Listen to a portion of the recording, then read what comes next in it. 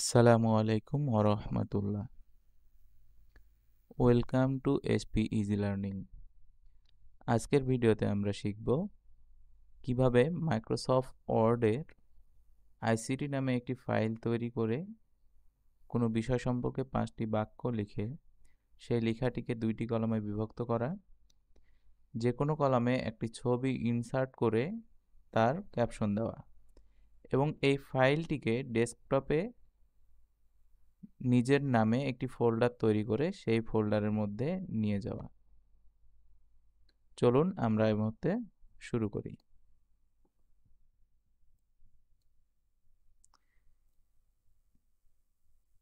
প্রথমে আমরা আমাদের ডেস্কটপে চলে আসব। এরপরে আমাদের মাউসের 2টি বাটন থাকে, একটা হচ্ছে রাইট বাটন, একটা হচ্ছে লেফট বাটন। লেফট বাটনকে আমরা ক্লিক হিসাবে গণ্য করব এবং রাইট বাটনকে যখন আমার ক্লিক করার প্রয়োজন হবে আমি সেটা রাইট বাটনে ক্লিক করা বলবো। তো প্রথমে আমরা ফাইল তৈরি করার জন্য রাইট বাটনে ক্লিক করব।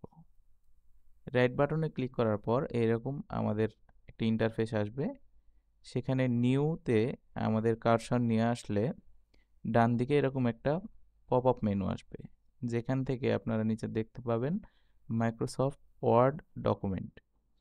আমরা মাইক্রোসফট ওয়ার্ড ডকুমেন্টে ক্লিক করব। মাইক্রোসফট ওয়ার্ড ডকুমেন্টে ক্লিক করার পর আপনারা দেখতে পাচ্ছেন যে নিউ মাইক্রোসফট ওয়ার্ড ডকুমেন্ট নামে একটা ফাইল তৈরি হয়ে গেছে, কিন্তু এটা আমরা এখন আমাদের নিজের নামে করে রাখবো বা আইসিটি নামে আমি সেভ করতে চাচ্ছি। সেক্ষেত্রে আমার এইরকম অবস্থায় থাকলে আমরা যেই নামে সেভ করতে চাই সেই নামটি কিবোর্ড থেকে টাইপ করব। এরপরে হয় আমরা বাইরে ক্লিক করব অথবা ইন্টার প্রেস করব। আমি বাইরে ক্লিক করছি।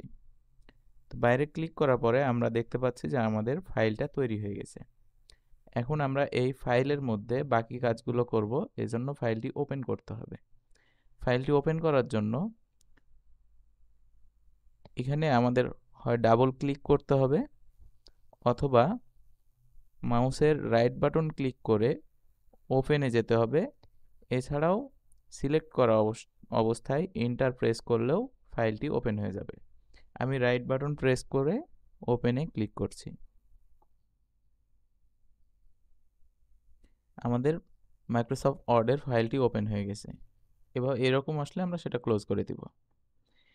এরপরে আমরা এখানে কিছু বাক্য লিখব।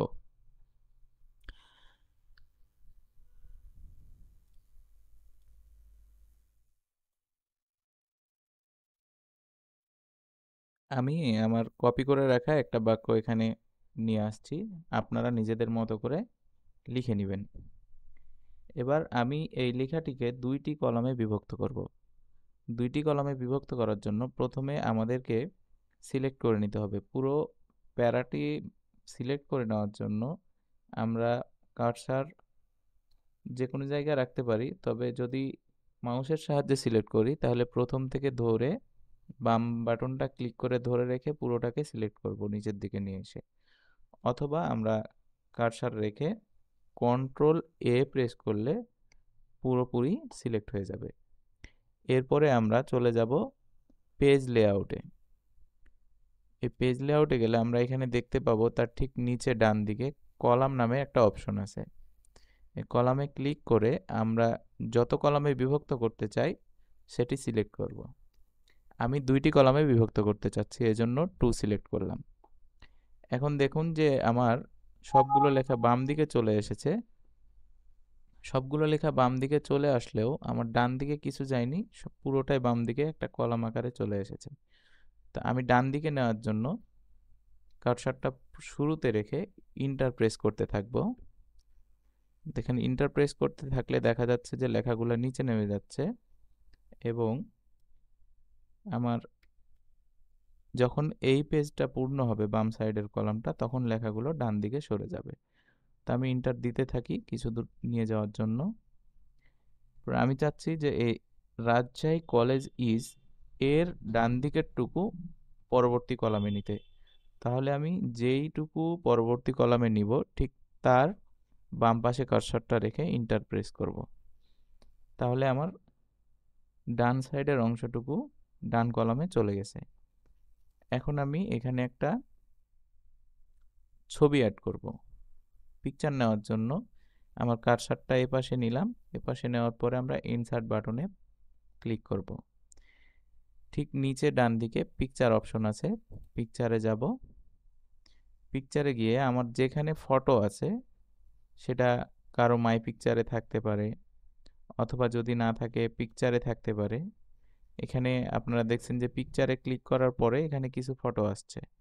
আমি এখানে ডাবল ক্লিক করে সেই ফটোটা নিতে পারি। তো আমার ডেস্কটপে একটা ফটো রাখা আছে, এই জন্য আমি ডেস্কটপ ক্লিক করলাম এবং সেখান থেকে ফটোটা সিলেক্ট করব। ফটো সিলেক্ট করার জন্য সেই ফটোতে একবার ক্লিক করে ইনসার্ট প্রেস করব, ক্লিক করব। দেখুন এই সময় আমাদের ফটোটা চলে এসেছে, কিন্তু আমরা ফটোটাকে ডানে বামে সরাতে পারছি না। ডানে বামে সরানোর জন্য আমাদের ফটোটিতে ক্লিক থাকা অবস্থায় ফরম্যাট ট্যাবে যাব। ফরম্যাট ট্যাবে গিয়ে ক্রপ টেক্সট অপশনে ক্লিক করব। সেখান থেকে ইন ফ্রন্ট অফ টেক্সট এই অপশনটি সিলেক্ট করে দিব। তাহলে আমরা দেখতে পাবো যে এখন ফটোটা আমরা যে কোনো জায়গায় সরিয়ে নিয়ে যেতে পারছি। এরপরে আমাদের কাজ ছিল একটা ক্যাপশন দেওয়া। ক্যাপশন দেওয়ার জন্য ফটো সিলেক্ট করে রাখা অবস্থায় রাইট বাটনে ক্লিক করব। এখানে উপর থেকে ইনসার্ট ক্যাপশন নামের অপশনটি সিলেক্ট করব। আমরা যেহেতু ক্যাপশনটা উপরে দিতে চাই, সেহেতু পজিশনে বিলো সিলেক্টেড আইটেম না রেখে অ্যাবভ সিলেক্টেড আইটেম ক্লিক করে ওকে দিব। এরপরে আমরা এখানে ফিগার অন লেখাটা সিলেক্ট করে ব্যাক স্পেস দিয়ে কেটে দিব। এরপরে আমি চাচ্ছি এখানে রাজশাহী কলেজ লিখতে, তাহলে আমরা কিবোর্ড থেকে রাজশাহী কলেজ লিখে দিব।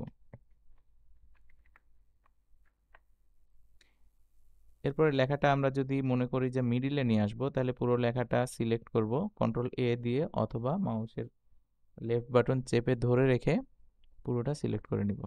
এরপর এখানে দেখতে পাচ্ছেন যে সেন্টার প্যারাগ্রাফ অপশনের সেন্টারে আমরা যদি এখন ক্লিক করি তাহলে লেখাটা মাঝামাঝি চলে যাবে। এবং যদি মনে করি যে এই লেখাটাকে আমরা বড় করব, তাহলে এখানে লেখার যে ফন্ট সাইজ সেটা আমরা এখান থেকে বড় করে নিতে পারবো। আমি 14 দিলাম এবং এটা অনেকটা ফাঁকা হয়ে গেছে, এই জন্য আমি এটা ব্যাক স্পেস দিয়ে ইন্টার দিয়ে যেগুলো নামিয়েছিলাম একটু উপরে উঠিয়ে নিলাম,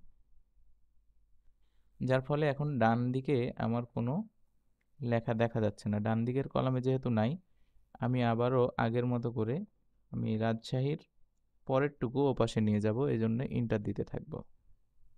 দেখেন এবার কিন্তু চলে গেছে। তো যেহেতু আমার এখন দেখে কেমন যেন লাগছে, এই জন্য আমি ফ্রন্ট সাইজটা একটু বাড়িয়ে নিতে চাচ্ছি। তাহলে আমি পুরো লেখাটা সিলেক্ট করে এখান থেকে ফ্রন্ট সাইজটা আমি 20 করে নিলাম।